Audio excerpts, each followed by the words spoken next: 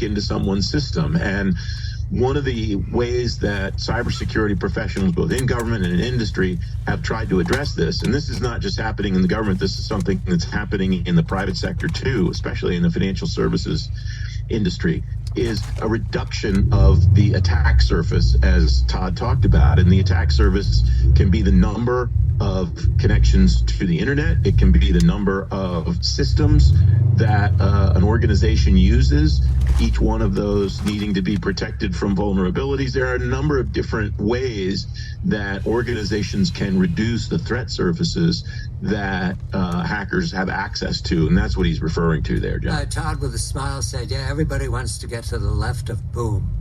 I love that phrase. You tell me that they use it all the time in Washington. It's not much here in New York. What does it mean, left of boom? So boom, it's a visual trick, and it's boom is the actual point of inflection, whatever it is. It's the cyber attack. It's the missile on target, whatever you want to refer to. Getting left of it means basically, if you envision kind of a horizontal continuum, it's getting before that boom. And that's what the phrase refers to. And that's why everybody wants to get there, because you want to try to mitigate or eliminate whatever the point of inflection is before you get there. And he talks about pre-attack recon. I love this, Francis.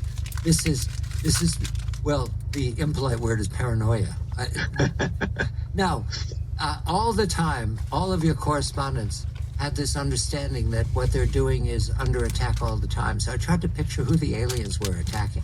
I no longer think it's China. I think it's the Borg. I think what happens now is that these defenses are so good, they imagine somebody even better than the Chinese breaking through. How are they doing, Francis? It depends what the criteria are for deciding how they're doing. First of all, your observation, I think, is apt.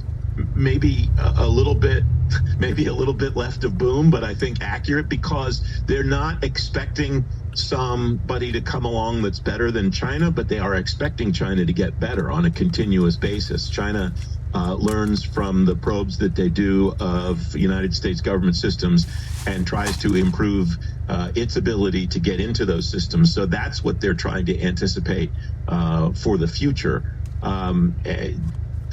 This threat is obviously not going away, and if anything, it's going to get worse in an exponential way. And that's what all of these leaders in government and industry are both trying to get ahead of. Francis Rose lives at left of boom. I'm with him when we speak of FedGov Today. Francis's podcast twice a week, Tuesdays and Thursdays. Francis's TV show FedGov Today on Channel 7 in the nation's capital. I'm John Batchelor. You're listening to CBS Eye on the World with John Batchelor.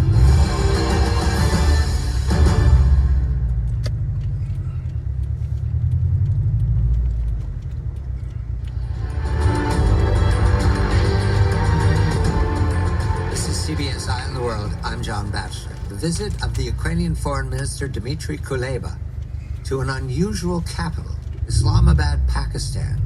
Why? And what's in it for Ukraine to maintain good relations with the Sharif government now that elections have been called and there's much turmoil in Pakistani's governance? I welcome Arif Rafiq. Arif is a longtime guest of mine and correspondent, especially on the subcontinent. He now is globallynews.com. Arif, a very good evening to you. Thank you for this. The mystery can be solved quickly. Dmitry Kuleba calling on Islamabad government within these last days. What does he want and why? Good evening to you. Hi, John. Thank you for having me on. Well, Foreign Minister Kuleba visited Pakistan ostensibly to court Pakistan's support for the Ukrainian effort in the Russia-Ukraine war on the diplomatic front. So Kuleba has been visiting countries in the global south, specifically in Africa and Latin America, to get them to shift away from their neutrality on the war and support Ukraine at the UN. But I think the real focus of Kuleba's visit is military. Pakistan has been providing covert military support to the Ukrainians through third parties since last year. It's been delivering 122 millimeter and 155 millimeter artillery rockets since last year. And as President Biden had unbelievably conceded earlier this month in an interview with Fareed Zakaria, that Ukraine and the United States are running short on those rockets, and countries like Pakistan are needed to fulfill that demand from Ukraine, and so the Deputy Defense Minister of Ukraine joined Kuleba on that visit, and my sense is that they were very much interested in increasing that supply of weapons.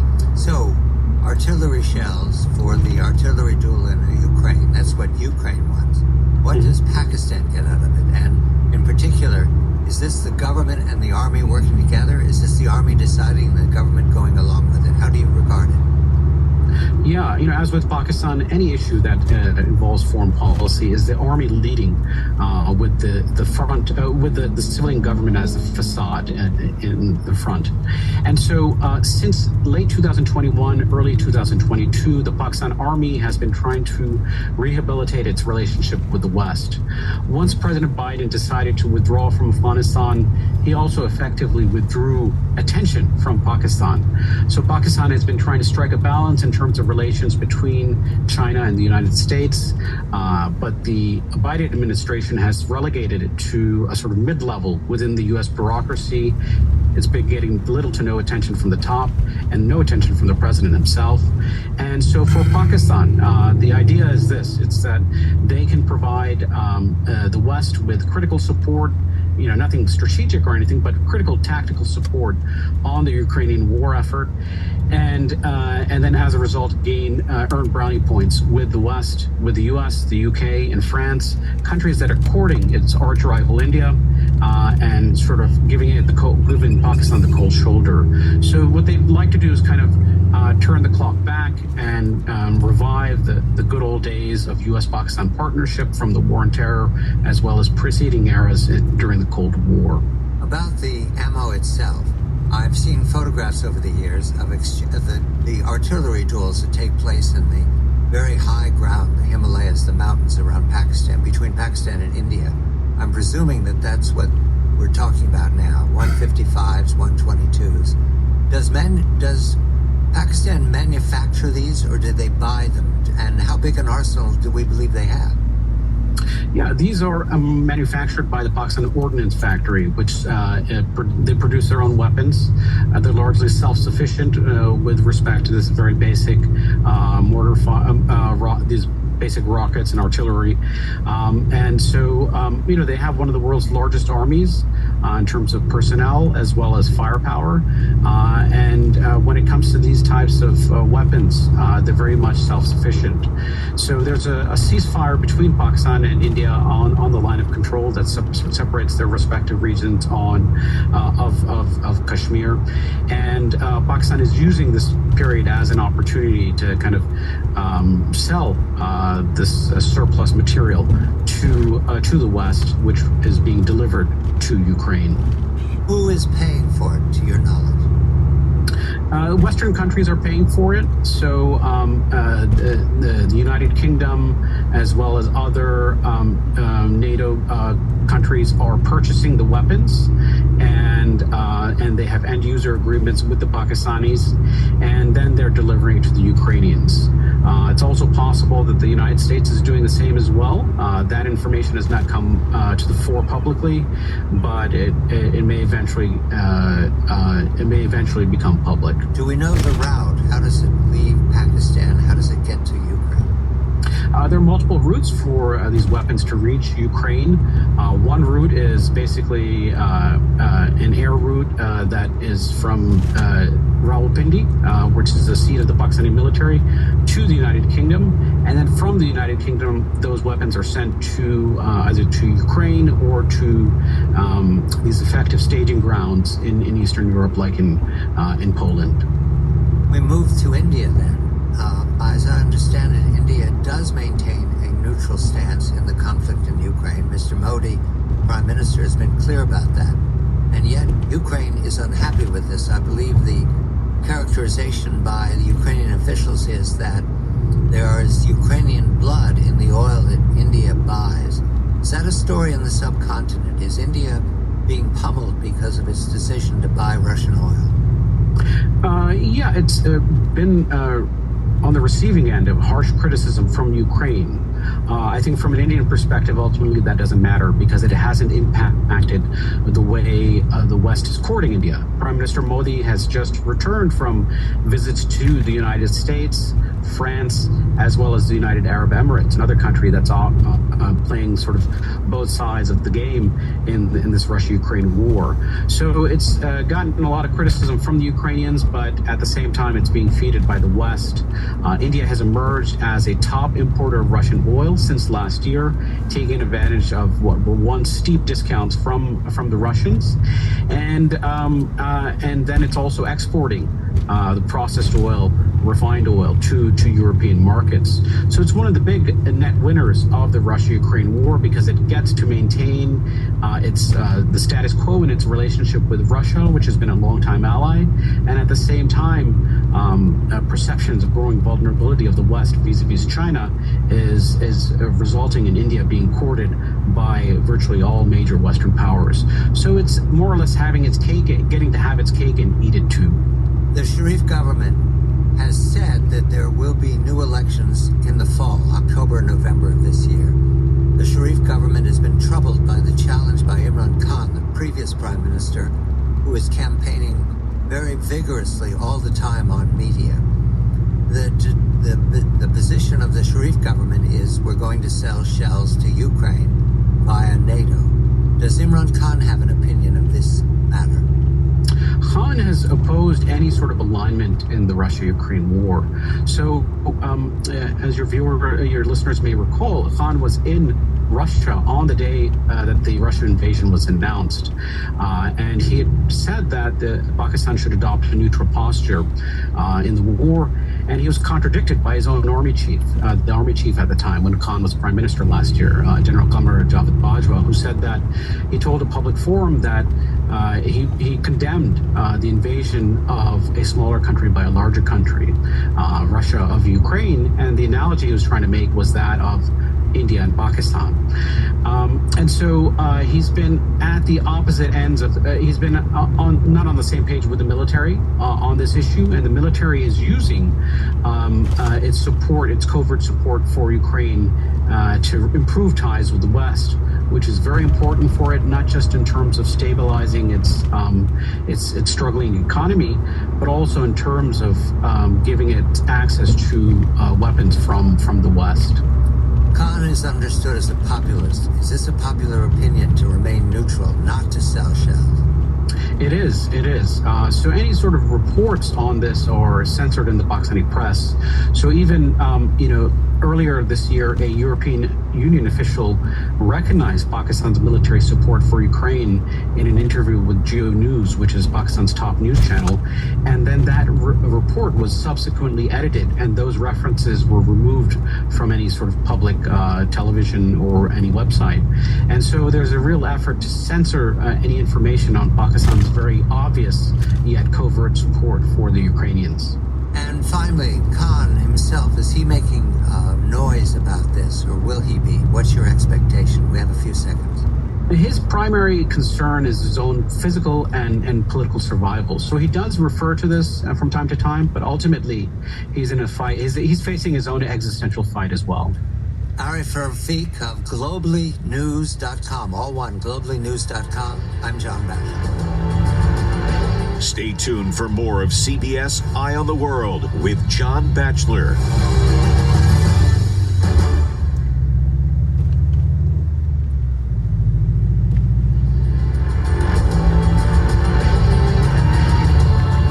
This is CBS Eye on the World. I'm John Batchelor with Bill Rajo, Senior Fellow of the Foundation for the Defense of Democracies.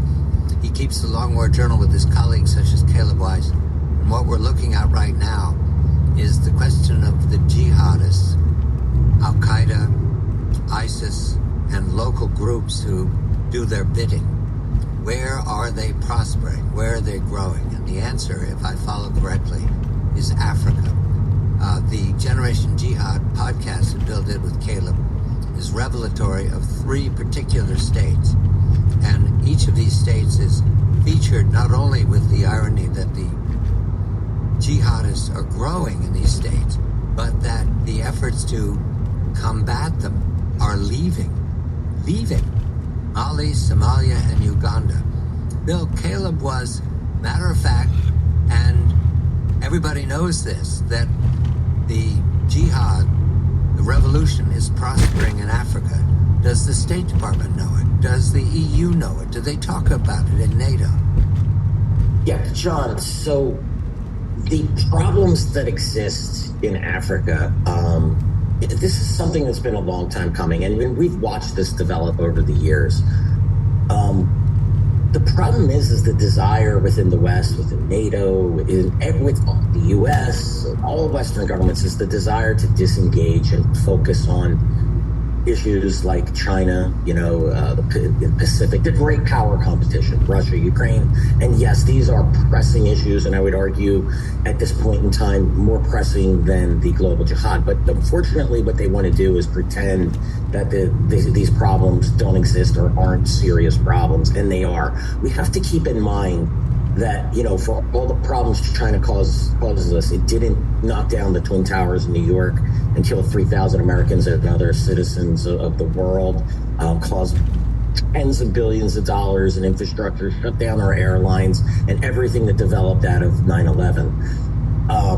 In Africa, this problem has metastasized, and this was really predictable. I'm going to share it, and I kind of laugh at saying this. I remember my mom asking me in late 2000, I would say it was around 2007, 2008. And she said, well, where do you see, the next big battlefield? And I said, I think it's Africa, because I was tracking very closely what was happening in Somalia, and there was big problems in Algeria, which have subsided. And, I'm looking back at that 15 years later, that was right. This is the real hotspot in the global jihad, and Western countries really are looking to disengage just as the jihad is really ramping up, and it has been for the last, I would say, 6-7 years, but it's really obvious now, particularly in countries like Mali. France just withdrew its forces from there. And in Somalia, the African Union countries, which are backed by the West, are starting to draw down in Somalia. Shabab, which is Al-Qaeda's one of its, probably would argue, its most effective branch, the most dangerous branch. AFRICOM describes, U.S. Africa Command describes it as such.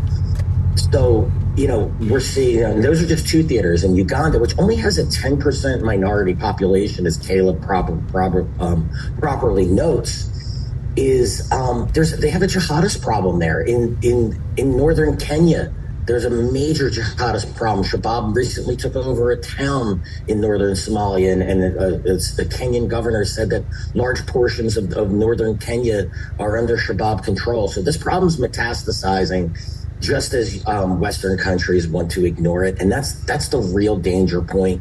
Caleb and I talk about this often. What's the first country to fall? Take a coin and flip it. It could be Mali. It could be Somalia, or at least the northern half and the central part of Mali, and the central and southern half of Somalia could become the next jihadist emirate. Has something happened, Bill, that simultaneously the French are leaving Mali and the African Union leaving Somalia? Did somebody call victory? I mean, what is their explanation for pulling back at the moment that the enemy is rising? I can only attribute this to indifference and exhaustion, and particularly the latter. The French in Mali were under great scrutiny, particularly after the coup there. The new Malian government was very hostile to the French. And part of the problem was because the ineffectiveness of the French. They were conducting operations using a minimal amount of forces, and they weren't achieving any success, or was barely keeping the lid on the jihadist problem, which is primarily by Al-Qaeda's branch in northern Mali, but also by an Islamic State branch there, as well as having some success in Mali as well. So they left. The French were, tired, committing a lot of resources, not having an effect, and then pressure from the Malian government. And then in Somalia, very similar thing. The African Union country has been engaged there since the mid-2000s. People don't realize this. And they're being funded to do so, but I think that funding is starting to dry up, and these countries are losing troops there. Again, it's a very similar problem in Mali. There's just, except for the government, the Somali government wants to stay there, but there's only so long that these African countries can keep thousands upon thousands of troops deployed in southern and central Somalia and have very little effect. And, so I just think that there is an exhaustion in dealing with these problems. I understand that, but the problem particularly for countries like Uganda and Kenya and Ethiopia that are on the border with Somalia, once they leave, the jihad is going to follow them home. Therefore, Bill, what is the sense of your report that AFRICOM is busy killing members of Shabab? You say 200 miles north of the capital in a remote area. Why? What is the attempt here, given the pullback of all the forces on the ground? It's really, I would describe U.S. presence in Somalia as really attempting to keep the lid on the problem, and it's barely keeping the lid on the problem. Somali forces, when they are going on operations against Shabab, they very often come up, meet stiff resistance, and maybe facing a battlefield defeat. They'll call in American air support. And then that's when AFRICOM will launch one of these strikes. They call them self-defense strikes. You can put that in quotes. We've got 30 seconds, Bill. Go ahead. 30 seconds. They call them in the press releases. And so these strikes, they're merely an effort to keep the Band-Aid on, but they're not effective in defeating Shabab. They're only effective in causing a complete collapse. Bill Rajo, Senior Fellow, Foundation for the Defense of Democracies. I recommend Generation Jihad always. A conversation with Caleb Weiss, his colleague at the Foundation for the Defense of Democracies, about Africa. The growing presence of the jihadists in Africa points a way for the balance of this century and is troubling. I'm John Batchelor. You're listening to CBS Eye on the World with John Batchelor.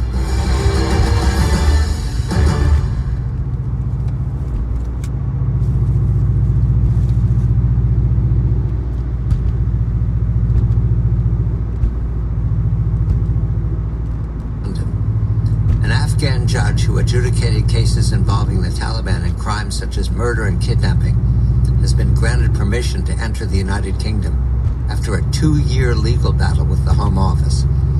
Known as Yosra to protect her identity, the judge has been hiding in Pakistan after the Home Office initially refused to allow her and her son entry to the UK. I mention this as I welcome Bill Rajo, the Senior Fellow of the Foundation for the Defense of Democracies, who keeps the Long War Journal. Because Yosra, I wish her well, she's now traveling to the UK or near to, according to the London Times. Yosra is one version of many people who are gravely at risk and remain so. 2 years less a few weeks later, we can only guess how many are waiting for the US to permit them to enter the country. Hiding in Pakistan, hiding in India, just generally hiding from the revenge of the Taliban. Bill, a very good evening to you. I know that you and colleagues got involved in helping people move along to leave Afghanistan after the U.S. left that day in August. Is it generally true that that will go on for years? What is your sense of those volunteer efforts to get people out? Yes, John. Good evening. For every Yosra, there's thousands of Afghans who have helped the U.S., who have stood up against the Taliban, who have tried to help an independent and free Afghanistan grow, who are on the run now, who are seeking asylum in the U.S. and the U.K. and other Western countries that promise to support them but are failing to. It's a real crime. It's one of the real moral hazards that have come out of this war.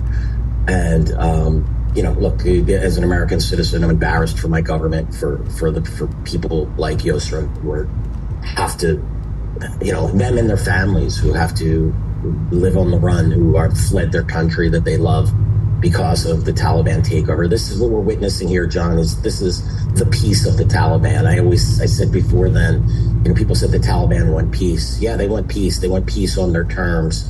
And this is what the peace of the Taliban looks like. She was promised security. She was promised a future. She worked very carefully to help her government deal with the murderers, and now we look to a promising future for her and her family in the United Kingdom. We turn to the immediate story.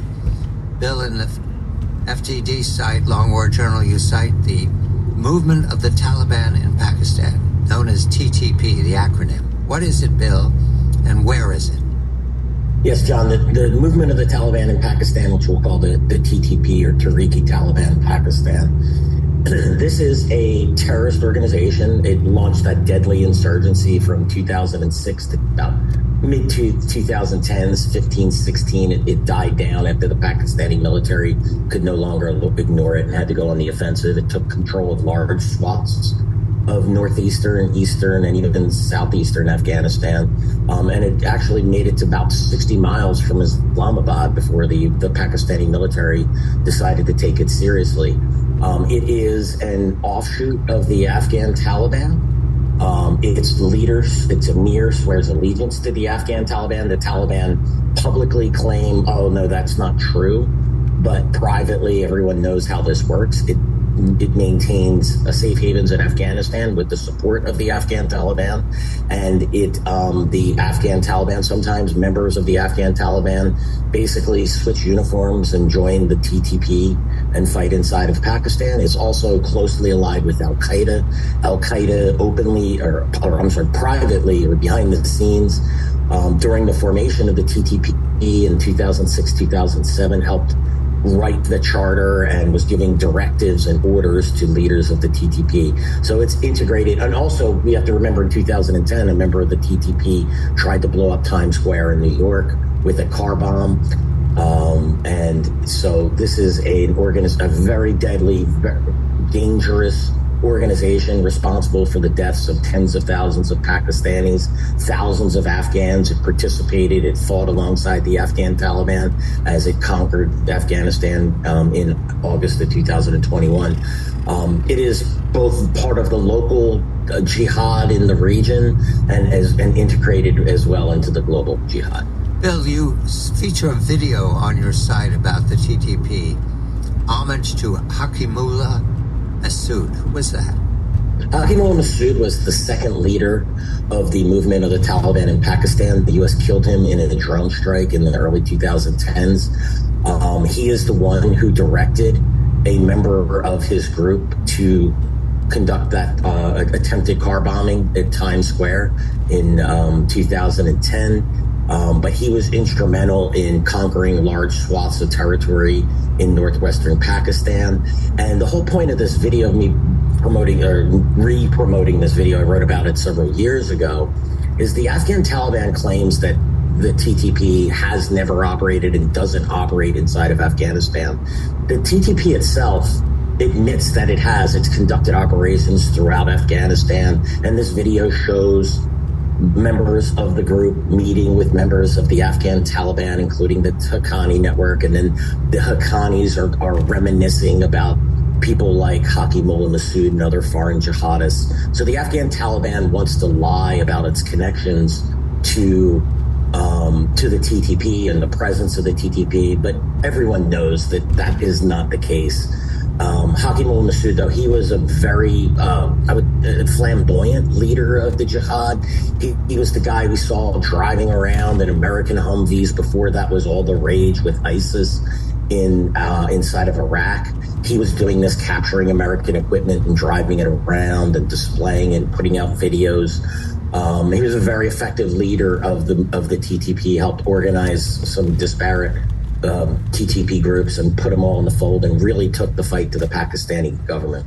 So 2 years and less a few weeks later, Afghanistan is now the home base of the TTP to operate in the whole of the subcontinent. And the State Department and others have acknowledged that Al-Qaeda and ISIS are present in Afghanistan. Afghanistan is a secure region for the Taliban and its friends. Is all that accurate, Bill? That is all accurate. Keep in mind that everyone tries to portray the real threat emanating from Afghanistan to be the Islamic State's Khorasan province. And that just isn't the case. It's conducted very few external attacks because it's an enemy of the Afghan government. But the TTP conducts daily attacks inside of Pakistan while sheltering inside of Afghanistan. Al Qaeda has taken a quieter role in this because it is attempting to give the Afghan Taliban the ability to